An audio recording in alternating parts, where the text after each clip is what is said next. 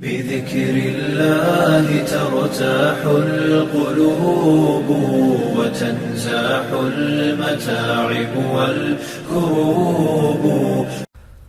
حضرت عبد القادر جیلانی رحمۃ اللہ علیہ کی ایک کتاب ہے غنیۃ الطالبین، شاید آپ کی نظر سے بھی گزری ہو۔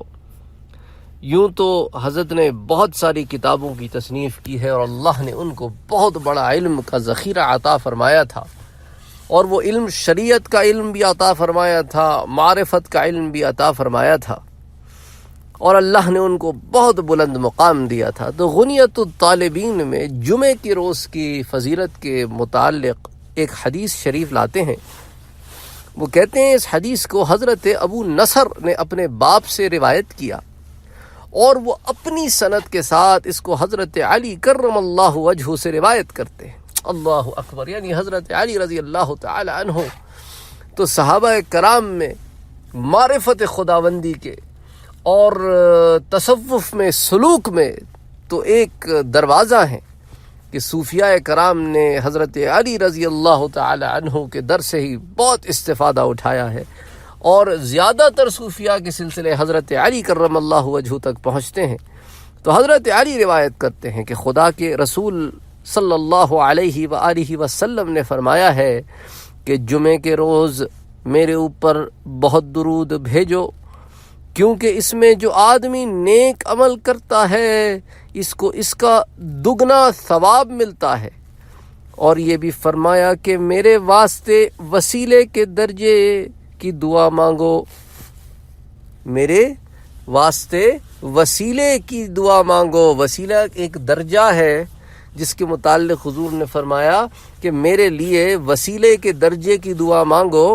لوگوں نے عرض کیا کہ اللہ کے رسول، بہشت میں یہ وسیلے کا درجہ کیا ہے؟ تو آپ نے فرمایا یہ بہشت کے تمام درجوں میں بہت بڑا، سب سے اونچا درجہ ہے، اور یہ درجہ کسی کو نہیں ملے گا۔ اگر ملے گا تو یہ نبی کو ہی ملے گا، اور میں امید کرتا ہوں کہ اللہ عز و جل یہ درجہ مجھے عطا فرمائے گا۔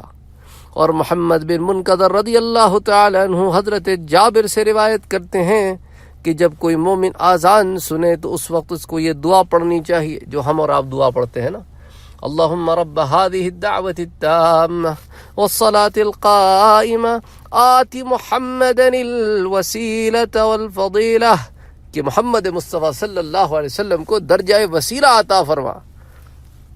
تو یہ جو وسیلے کی دعا مانگتے ہیں یہ اس حدیث کی تائید میں بھی آتی ہے، اور یہ دعا بھی حضور نے سکھائی ہے۔ سبحان اللہ، حضور سراپا رحمت ہے، حضور سراپا رحمت ہے میرے بھائی۔ تو یہ جو دعا ہے تو حضرت جابر سے روایت ہے کہ جب کوئی مومن اذان سنے تو اس کو یہ دعا پڑھنی چاہیے کہ اللہ جو اس پوری پکار اور قائم ہونے والی نماز کا رب ہے، تو محمد مصطفیٰ صلی اللہ علیہ وآلہ وسلم کو وسیلہ اور اس کی بزرگیت اور بلند مرتبہ عطا فرما، اور ان کو مقام محمود پر پہنچا۔